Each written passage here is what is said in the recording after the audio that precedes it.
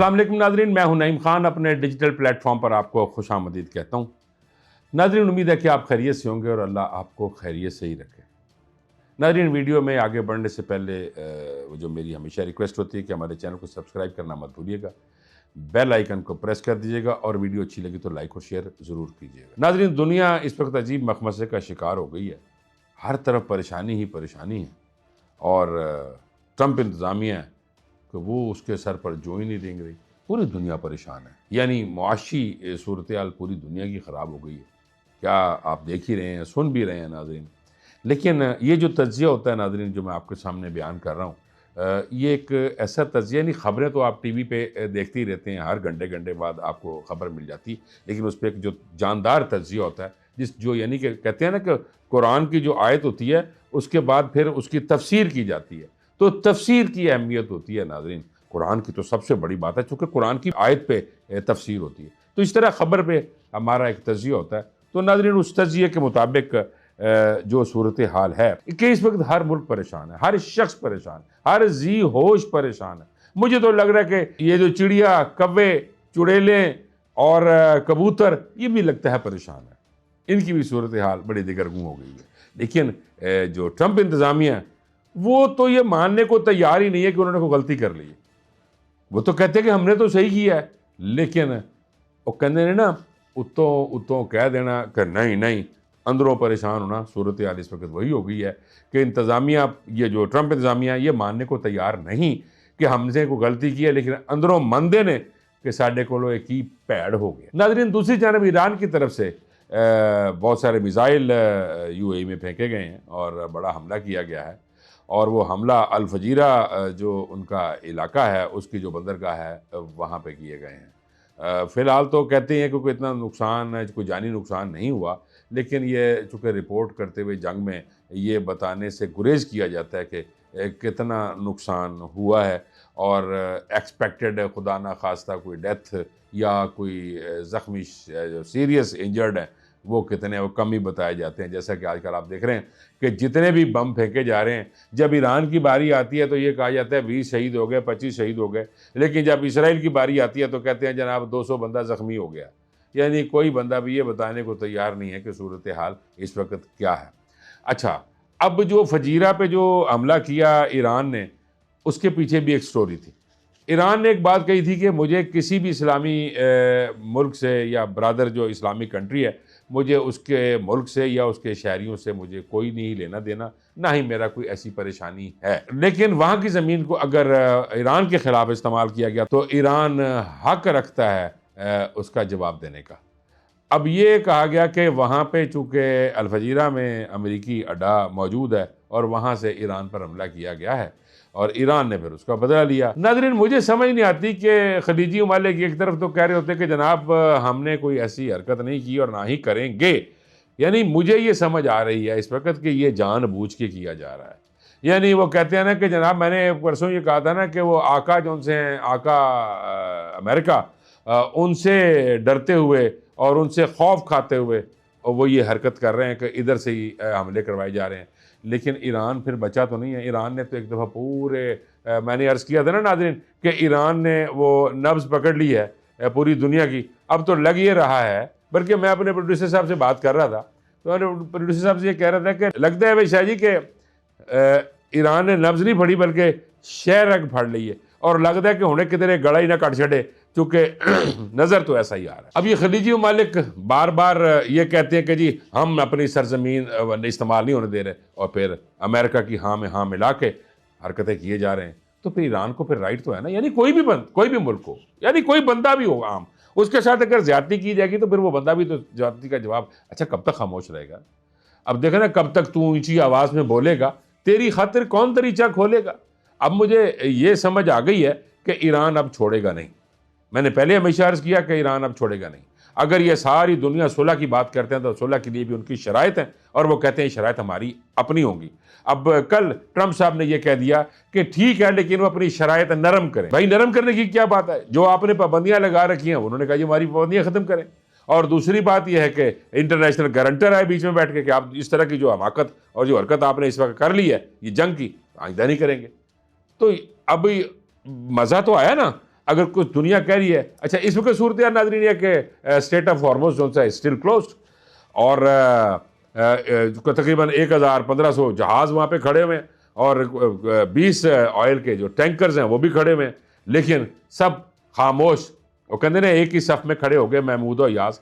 अच्छा हूँ इस वेले सारे एक सफ़ ते खड़े हो गए ने, आगे इमाम जो से हैं वो ईरान है, और पीछे तमाम दुनिया का जो सा साजो सामान है उसमें बैठे हुए बंदे हैं, जहाज़ हैं और तेल बरदार टैंकर्स हैं, सब खड़े हैं।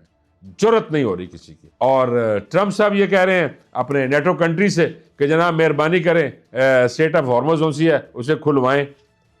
उन्होंने क्या पाई हथ बन्ने ने, ये तेरा छेड़िया कम सी तू जान। जापान ने कह दिया नहीं, और ऑस्ट्रेलिया ने कह दिया नहीं, बहुत सारे नेटो कंट्रीज ने ये भी कह दिया कि जी हमारा काम नहीं है। इवन के स्विट्जरलैंड ने तो अपनी एयर स्पेस इस्तेमाल करने से भी मना कर दिया कि अमेरिकन वहां से गुजर भी नहीं सकते। ये तो हालत हो गई है। वो तो ये समझने लग गया था ट्रंप कि जी मैं चूंकि वेनेजुएला को उठा के मैंने ये मारा, ये तो उतारने वाला था। असल में स्टोरी नाज़रीन ये है कि अमेरिका के जो सदर हैं ट्रंप, उनका दौरा मतवक्को है चाइना का। अब वो चाइना में जाके अपनी सुपीरियरिटी दिखाने के लिए कि मैं स्टिल सुपर पावर हूं, मैंने देखो वेनेजुएला का प्रेसिडेंट उठा लिया और मैं अपनी मर्जी की वहाँ पे, और फिर क्यूबा में मैं अब ये क्या हरकत करने वाला हूँ और मैं करके दिखाऊंगा, और ईरान को तो मैंने कुछ समझा ही कुछ नहीं था। अब वो ये तमाम चीज़ें चाइना को दिखाना चाहता था कि in fact America is the super power. लेकिन कहते ना अल्लाह को कुछ और ही मंजूर सी, और सुपर पावर लितर पावर हो गई, यानी कोई हैसियत ना रही। नाज़रीन सुनने में ये भी आ रहा है कि चाइना को भी रिक्वेस्ट की जा रही है कि जिस स्टेट ऑफ हॉर्मस को खुलवाया जाए। वो खामोश है अभी चाइना। अब हर कंट्री यानी हर बंदा कहता है ओ भाई तेरी मेहरबानी, तेरा बड़ा शुक्रिया, तू अपना काम जान, सानू ना छेड़। अब उन्हें पता है ना कि अगर हमने कोई हरकत कर दी हो सकता है कि हमारे अंदर से काम को शुरू हो जाए, तो कौन जिम्मेदार है? कोई भी नहीं। यानी तमाम नेटो कंट्रीज ने गुड बाय कह दिया, उनके जी हम नहीं कह सकते। नाज़रीन इस सारी सूरत हाल पर मैं ये ज़रूर कहूँगा कि कनाडा जो अमेरिका का बहुत बड़ा इत्तेहादी है और जिसकी सरहद तवील सरहद है अमेरिका के साथ, उसने भी ये कह दिया कि इसराइल और अमेरिका ने जो ये हरकत की है मैं उसका साथ नहीं दूंगा। ये कनाडा ने कहा। और अंदाज़ा फरमा ले, जैसे मैं पहले कह चुका, स्विट्ज़रलैंड ने तो कह दिया हम तो एयर स्पेस भी नहीं देंगे। पूरी दुनिया अमेरिका से और सदर ट्रंप से नफरत कर रही है। और अगर नाज़रीन गौर किया जाए ना, आप भी गौर करें, नहीं देखिए अगर हमारे मुल्क में हुकूमत को गलत फैसला करती है या हुकूमत की वजह से कोई परेशानी आ जाती है तो लोग हुकूमत के ख़िलाफ़ बात करना शुरू हो जाते हैं, हुकूमत के ख़िलाफ़ नफ़रत अंगेज़ गुफ्तगू शुरू कर देते हैं। और अगर हुकूमत अच्छा करती है तो हुकूमत की बल्ले बल्ले हो जाती है, वाह वाह हो जाती है। इसी तरह अमेरिका में इस वक्त 60% of the population of America against हो गई है इसकी पॉलिसियों के ट्रंप की, और हो सकता है कि उसका मुआवजा हो जाए, और कोशिश तो यही की जा रही है। लेकिन ये सुनने में, मैंने कहा था ना मोहब्बत और जंग में सब कुछ जायज़ है, ये सुनने में तो यही भी आ रहा है कि जो उसके जो साथी हैं करीबी जो 5-4 हैं, यानी दामाद और सेनेटर्स और जो पीट हेक्सेट हैं, ये तमाम लोग जो से ये तो चाह रहे हैं, लेकिन तमाम के तमाम इवन के जनरल डैन कैन या बाकी जितना भी पेंटागन है या बाकी वो तमाम लोग अब ये कह रहे हैं मेहरबानी कर अब ज़रा पीछे हटो। अच्छा सबसे बड़ी बात है नाज़रीन, ईरान ने तो फिर भी सेफ एग्जिट दिया है इसको फेस सेविंग का ट्रंप को, और उन्होंने ये कहा कि ठीक है आप ये कह सकते हैं कि हमने ईरान को तबाह कर दिया, क्योंकि हमारे जो थे जितने भी जौहरी साजो सामान था वो तो इतना नीचे दब गया है और उसके ऊपर इतना मलबा आ गया कि हमें दोबारा उठाने के लिए मेरा ख्याल है कि अगर कोई नई चीज़ परचेज कर ले तो ठीक है, उसको उठाने में इतना खर्च हो जाएगा। ये उन्होंने कहा कि आप ये कह दें ट्रंप साहब कि जी मैंने उसके ठिकाने ख़त्म कर दिए, यानी सेफ एग्जिट, लेकिन वो सेफ एग्जिट लेने के लिए भी तैयार नहीं है। अच्छा देखिए ना, बाज़ औक़ात दुश्मन तगड़ा भी होवे ना तो वो भी कहना होंगे कि यार एवें मुफ्त च फजूल एवें टेंशन जी खड़ी करने के बजाय चुप ही कर रहो। अब दुश्मन, मैं ये समझता हूँ कि उसका बहुत नुकसान हुआ है ईरान का, लेकिन ईरान को वो कहते ना एवें हौले च नहीं लेना। वहाँ पे मैंने अर्ज़ किया था खानवादा रसूल वहाँ पे दफन है, और फिर परसों मैंने मलंग की बात की थी नाज़रीन, तो वो अली के मलंग हैं वो। और जो अली का मलंग होता है ना, जब अली खैबर का किला अकेला उखाड़ सकता है, किले की ऐसी की तैसी फेर देता है, मरहब की छुट्टी करा देता है, जबकि मरहब की माँ ने उसे कहा था सबसे लड़ लेना, लेकिन हैदर से ना लड़ना, लेकिन वो बाज ना आया।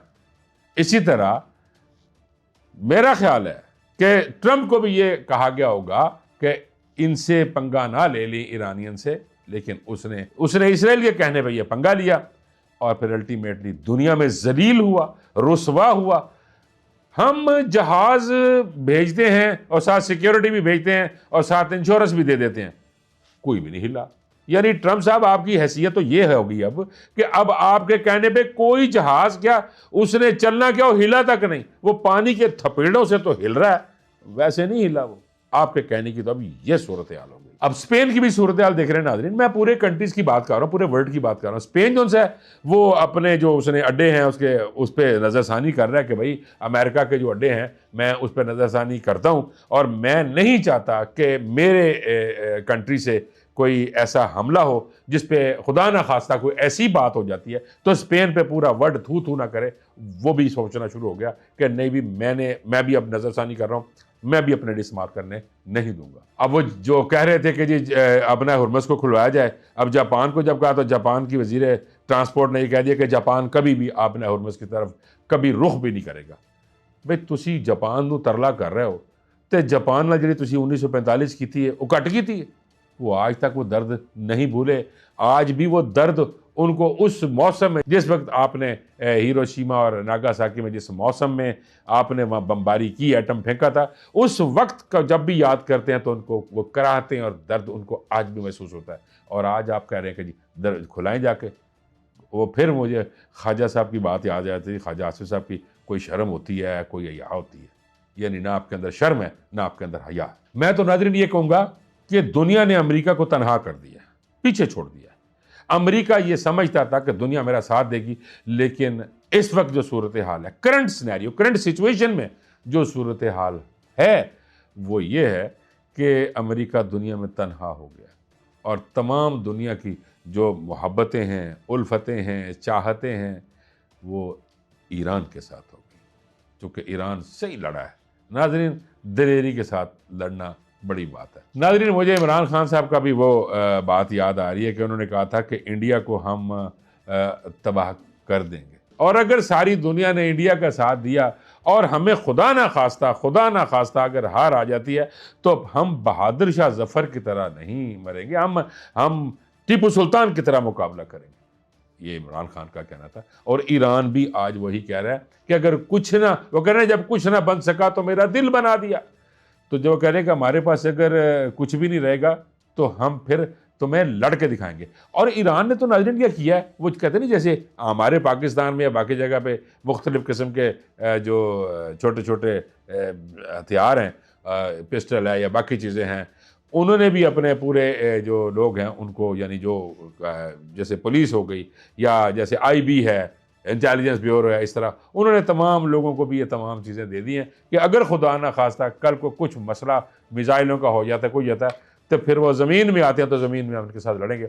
और उन्होंने सबको वहाँ पे तैयार कर रखा। फ्रांस जो वो बड़ा साथी था इनका, बड़ा, आपको नाज़रीन अगर आपने तारीख़ का मुतालिया किया हो तो टर्की के अंदर ये तमाम जो कंट्रीज़ थे, ये जो अब माल्टा है या वो जो हंगरी है, अज़रबैजान है, आज़रबाईजान है, यानी ये तमाम ममालिक, एक टर्की को जब वो ख़त्म किया गया तो उस वक़्त ये ममालिक जिनसे ये नए ममालिक बने, तो उस वक़्त टर्की को ख़त्म करने में कौन था? रशिया था और फ्रांस था, और वो साथ दे रहे थे और हरकतें कर रहे थे।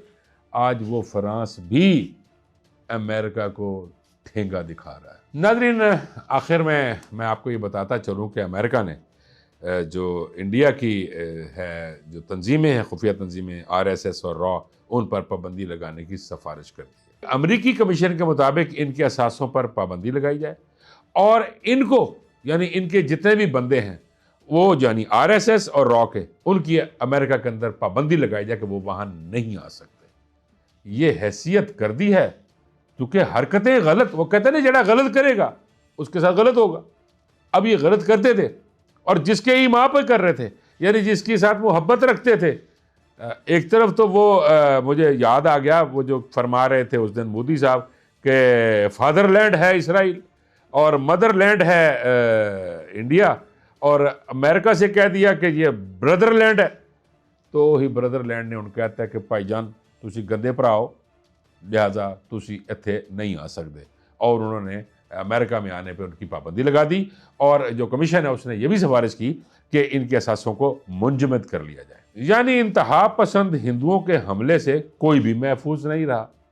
यानी इस हद तक इंतहा पसंदी की जाती है, होती है हर जगह पे, हर मकतबा फ़िक्र में भी होती है। राइटर्स जो हैं वो, यानी जो लिखने वाले हैं, वो भी कुछ इंतहा पसंदी कर जाते हैं और इंतहा का लिख जाते हैं, शायर भी कर जाते हैं, यानी दुनिया की बाकी। लेकिन इस हद तक नहीं होता, ये तो सारे के सारे इंतहा पसंद है। कहीं वो जो मोदी साहब थे, गुजरात में आग लगा के मुसलमान जला दिए, इंतहा पसंद ही नहीं तो क्या है? तो क्या ये सारी चीज़ें अमेरिकन को नहीं पता? अमेरिकन को पता है, उनके नॉलेज में, उनके नोटिस में। लेकिन अब जब इंतहा ही हो गई तो वो कहते ना इंतहा हो गई इंतजार की। अब जब उन्होंने इंतहा कर दी इंतजार की, तो अब उन्होंने क्या कहा कि भाई हुण तुहाडे ते पाबंदी, तुहाडे असासे मुंजमद, और तुसी हुण इत्थे अमेरिका च कदम भी नहीं रख सकते। नाज़रीन, इस खुशियों के शादियां ने अभी मत बजाएं, क्योंकि अभी तो सिफारिश की गई है, आगे आगे देखिए होता है क्या। लेकिन उम्मीद तो बड़ी है कि अगर कोई कमीशन, यानी जिस तरह हमारे जो कंट्री के अंदर जो हमारी हैं जो कायमा कमेटियां हैं, इस तरह की वो भी कायमा कमेटी है और अमेरिकन की है। आज उन्होंने सिफारिश की है, कल वो इम्प्लीमेंट भी करवा देंगे। आपकी इसके बारे में क्या राय है? कमेंट में ज़रूर बताइएगा। नाज़रीन, मुझे इजाज़त दीजिए। अल्लाह ने के बाद।